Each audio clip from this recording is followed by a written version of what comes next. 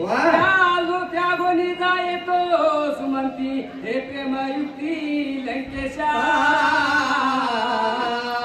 काय सांगितलंय लंकेच्या राजा रावणा आपला मोठा भाऊ होता विभीषणाचा.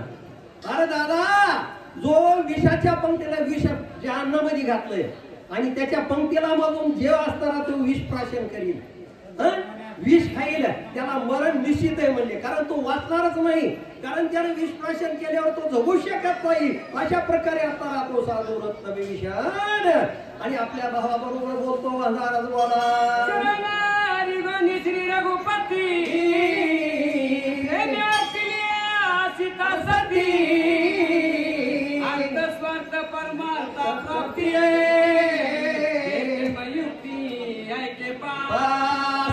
विभीषण किती गोड आणि चांगल्या शब्दात सांगतोय दादा. दादा एक काम कर म्हणजे तू काय कर. अरे जगाच्या जगात ज्यांनी सद्बुद्धी साहेब सीता देवी भगवान रामचंद्र प्रभूच्या ठिकाणी घेऊन अर्पण कर. त्या देवाच्या पाया पड, भगवंताचं दर्शन घे, तुला ही सद्बुद्धी उपजू दे. अशा प्रकारे असताना साधू रत्न विभीषण लंकेच्या राजा रावणाला बोलतो महाराज बोला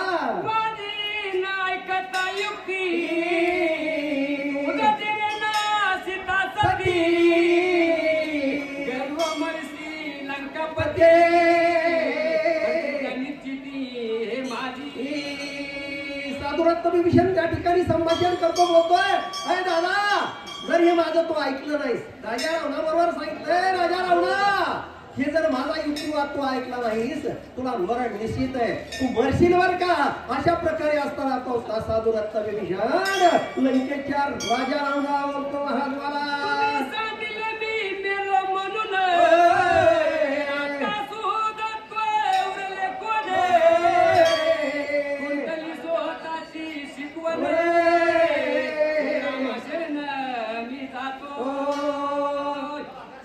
विभीषण लंकेच्या राजा रावणाला सांगितलंय दादा दादा तू आता सांगितलंस की माझा भाऊ मिळाला, त्याचं गोड जेवण मी केलं म्हणलास, आमचा कुणी राहिला बी नाही हे असं जे तू बोलला दादा. तर असताना हे अशा प्रकारे तू बोलल्यानं हे बरं नाही, चांगलं नाही. कारण आता तुझं सगळा शेवट आहे. अशा प्रकारे असताना आता साधू रत्न विभीषण लंकेच्या राजा रावणाला बोलतो महाराज बोला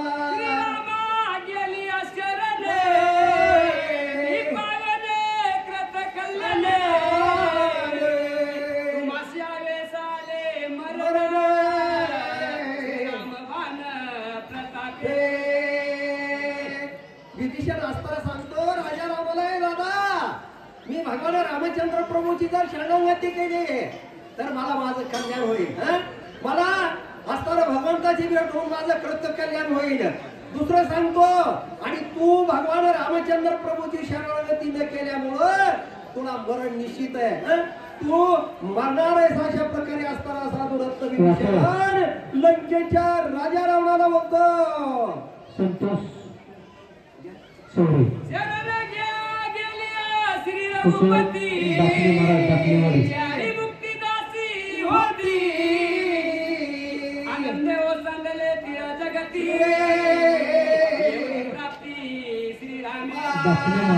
साधू रत्न विभीषण सांगतोय